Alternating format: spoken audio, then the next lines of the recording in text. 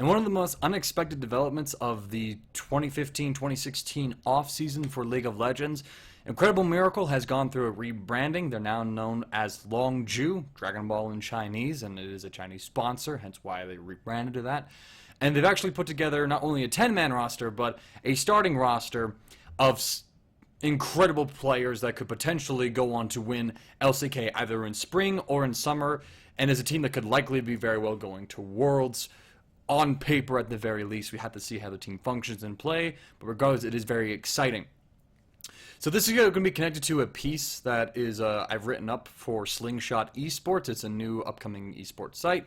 It's currently in beta right now, so the article's been published on Medium, and they picked me up as a freelancer. So I wanted to make a video just to kind of connect it with the article to let you guys on YouTube go see it. You can read it in the description. But I'm going to go over some of the content of the article and just expound on a couple of ideas that I see within it. So Longzhu has a 10-man roster, which is something that a couple of teams are trying, such as Team Liquid in North America. I'm not the biggest fan of that kind of concept. We don't see teams that have these roster substitutions or like this rotating roster really work in the long run. SK Telecom was able to pull that off, but I mean they had the best player in the world and Faker in the mid lane.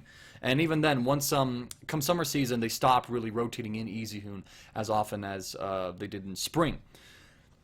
And that was only a single player. That's not even like, that's just one player in the whole team. It's not like, rotating out 10 different players to, if they're like, oh, we're going to try this lineup combination. The way I see it, they're just keeping some subs in on the back line to keep the main roster motivated, perhaps, or, give these players some extra time to practice within a good team. They got plenty of money to hold the housing in. Keep them away from other teams as well, so consolidating talent within them. If something happens to the front line or something's not working, they can go ahead and experiment with that. In lesser matchups, they can use those other players. That's all fine and dandy. But what we're really excited about, what we're going to be looking at today, is going to be what we think is the starting roster for the team, which consists of Flame top, Chaser jungle, Coco mid, Fury is ADC, we're going to have to wait on him, and Pure as a support. So until Fury comes in, though, we're going to have Captain Jack be playing, because Fury is banned until about February, I want to say. That's because of there was this whole contract poaching incident thing with Team Dragon Knights over in NA that Fury was looking to join. He didn't go through with that. He's backed off of that. He's joining Longzhu, which is really good. I'm glad that he's staying in Korea. I'm glad that he's got a really good team around him. It's just sad to have to wait a whole month before we see him after play gets started up. So the thing is, if you look at these players, they all come from these teams that were supposed to succeed at a point, or were held back by these certain key individuals within the roster itself. I mean, it's almost true for everyone down the list. Let's start with Pure. That's how I started off the article. He's by far, on the main roster itself, he's not the strongest player of it. He's probably the most unimpressive player on it all. But that speaks to more just how stacked the roster is, because Pure is still a good support. He's decent at roaming. He's got some decent team fighting, good laning. But what Pure really brings into the team is that he actually has more experience. So he played for Najin EM Fire, now just EM Fire, last split. That was a team that was, that hypothetically could have won all the champions, but they were complete and utter trash. It just didn't work for some particular reason. The roster never got to really function properly. And so Pure kind of got held back by those teams in that case. Now, initially, Kane, who now coaches for CJ, if I remember correctly, was the starting support. And then Pure was slowly moved in. He played most of the games in Summer exclusively. He's played in the Kespa Cup, the Summer Regional Finals, and the playoffs for Najin. And so he has he's gotten a lot more experience. And the experience is a good thing, because he was playing with OQ, the very aggressive AD carry of Najin, who's now gone over to TDK, actually. If I recall correctly. I'm going to be saying that a lot. What that means for us is that now that he's being paired up with Fury, who is also a very aggressive and mechanically intensive AD carry, that's good. Pure has experience laning with someone like Fury, and so he could very well be able to keep up with Fury in lane, be able to cover Fury's needs, peel for him in team fights, engage the fights for him if he wants to be aggressive. It's going to be on Pure to really unlock Fury in order to go beast within the game, and that's a very huge role for the team. But Pure now has the experience to potentially be able to do that. They're duo queuing a lot right now in solo queue. I'd have to look at where they're placing as far as it is. I think Fury's top 10 in Challenger, maybe. Don't quote me on that. But regardless, I mean, Pure coming on in, he has like the experience that actually kind of fits within what the team is going to need because they're going to have this mechanical god of an AD carry. So speaking of this Fury, let's talk about Fury for a moment. Fury was on the Samsung team last year, and Samsung did pretty poorly for themselves. I think they placed, it was last in spring, they placed dead last in spring, requalified for LCK, and then they went on to, I think it was 7th place. It was 7th or 8th place finish in the next season, which was like 2 above 10th place, 9th place. You know, so they were able to avoid relegation, stay within the LCK. And Fury always shone through really well. He was always mechanically strong. He was always really great at team fighting. The problem with that Samsung team, though, was that it was pretty much dysfunctional. They were playing with, I think it was Bliss in the mid lane, I want to say. They had the Fizz one-trick pony for a long time, and then they brought Crown in. Crown returned from Brazil, where he was playing. And played for the team, and Crown was a very good step up. But the roster just wasn't tactically or mechanically up to par with what it needed to be in terms of competition. As far as strategy goes, they would come into a series, they have this really cool composition. The most iconic example I can think of off the top of my head, they had Crown on Twisted Fate, they had... Who the heck was their support? They had their support Songyun? No, that's not right. They had their support player play Bard, and it was like this global pick comp where the Bard Temper Fate would be used to set it up, and then Twisted Fate would port in. It was a very cool composition, but then as the series went on, and as some of those champions were taken away, then they didn't really have anything else for the series, and so it kind of seemed like they were prepared for one strategy, and then once that was picked apart, they really didn't have anything left, and they wound up doing these very desperate sort of offhanded things, such as playing Rek'Sai top on Kuve. And so Fury really had this team that was not deserving of his talent, and that couldn't really unlock him for it. But he always mechanically really shone through. And as the season went on, he broadened out. He played utility champions like Sivir, that was his most played champion, really well. He played Ashe by the end of it. He picked up Varus. And if you look at the Kespa Cup performances, Samsung was complete and utter trash there. But Fury played Ashe before that, did very well on the champion within the LCK season. So Fury has grown, and he's shown that he can, while he can kind of fill the niche of these teams, he still can put out the damage that he needs to be. It's kind of unreal the way he does it. And so now that he's coming into Longzhu, he's got a support that has experience, working with an AD carry who has a similar play style to him. That's very good.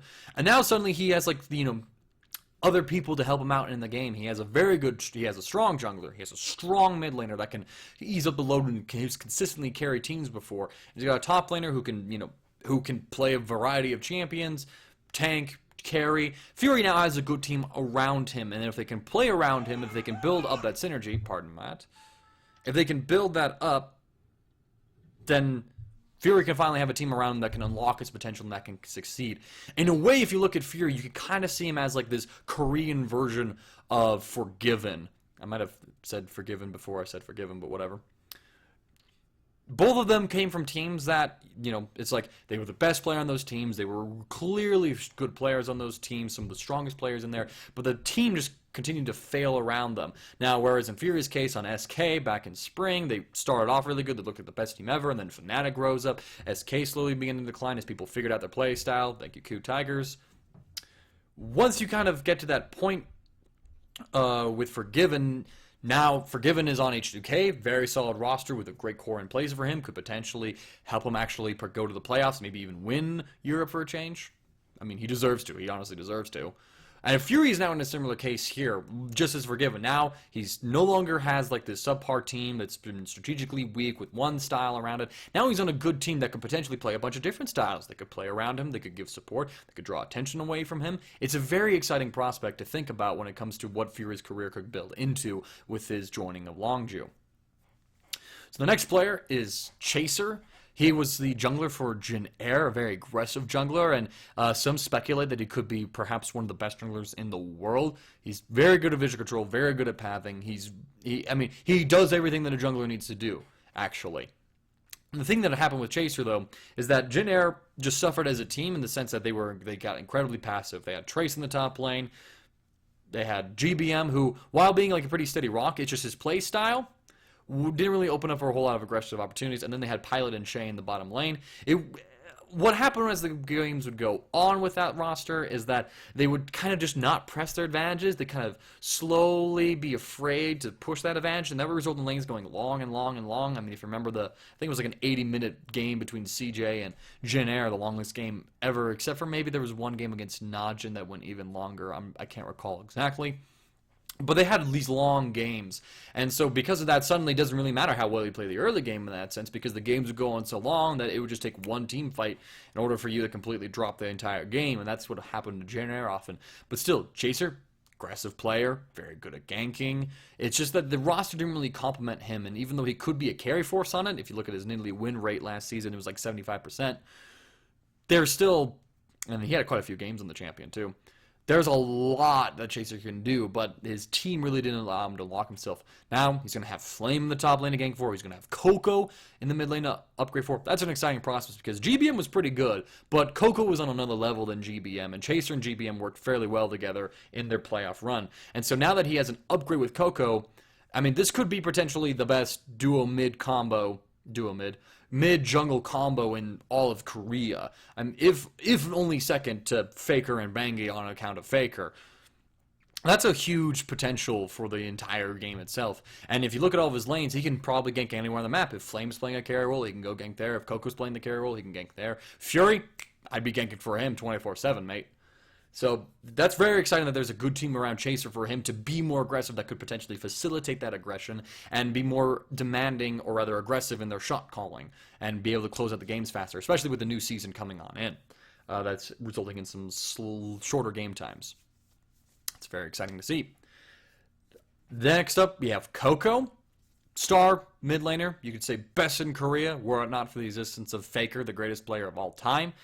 Enormous champion pool. Potential huge carry force for the team. When you look at the CJ Entus of 2015, it was the Coco show. It really was. Ambition, he was okay at jungling, but would get caught out often. Shy was declining just a little bit. He was still fairly good, but as the meta was shifting away from like the tanky meta that he was really good at, CJ was having some issues with that. Space Prison. It's a meme. I mean, that meme is all I have to refer to really get to that point. Coco, though, was always ever, like, really consistent. And if Coco was having a bad performance, CJ wasn't going to win. Coco was basically the backbone of that team. He was third in the MVP awards for the summer season. He was behind Faker at second and Someday at first. So if CJ was winning, it was largely due to Coco, just manhandling the team. His Azir, impressive performance on that champion, probably the best Azir in the world. You can make a case for Easy Hoon or a couple of other players, maybe even Febiven for that. But ultimately, a very powerful player, very huge carry force, and aggressive. He's really aggressive, and he shines mechanically. He is such a strong mechanical talent. And so for now, for him to have a jungler who probably isn't going to be caught out as much as Ambition, who can actually properly jungle, he's going to have an AD carry that he doesn't have to carry the load for, but rather an AD carry who has been a hard carry before, and so now you can kind of see that there's a parallel between the new Team Solo mid roster with Bjergsen in the mid lane, Double Lift in the bottom lane. We'll have to see how resource heavy that really goes, although I don't think Coco consumes that much resources. He did a whole bunch of damage. He did the highest damage share of all mid laners within the Korean scene at like 32.5%, just barely like about 0.4% ahead of Faker, something like that. Ultimately, Coco now has a very solid team around him, and that's exciting, and now he's got Chaser kind of coming on up to... If they can make that combo together, it would be a better competition than Coco and Ambition was, just because of Ambition's own shortcomings. So suddenly that hole has been filled. He has Flame in the top lane, who can play very well in both styles of the carry or the tank utility ever since he came back from China. Fury is making up for the Space's deficiencies that Coco currently faced with. Pure, it's kind of there. Again, Pure is more just like he could hopefully unlock Fury. That's what we're really hoping for. But ultimately, all the kind of the problems that seemed to hinder Coco before, as far as the failings of his team, kind of seemed to have been alleviated with Longzhu. And again, that's the common narrative of all these players coming together. Now, last but not least, Lord Flame himself, veteran of League of Legends, one of the best players of all time. Recently been with LGD of China.